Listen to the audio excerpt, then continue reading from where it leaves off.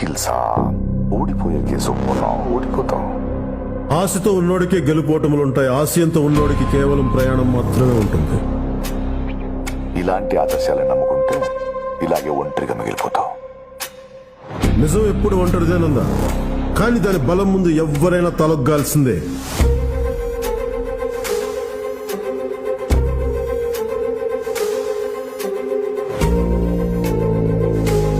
నువ్వు గెలుపు కోసం వచ్చావు, నేను న్యాయం కోసం వచ్చాను. నీది స్వార్థం, నాది ధర్మం. చూద్దాం.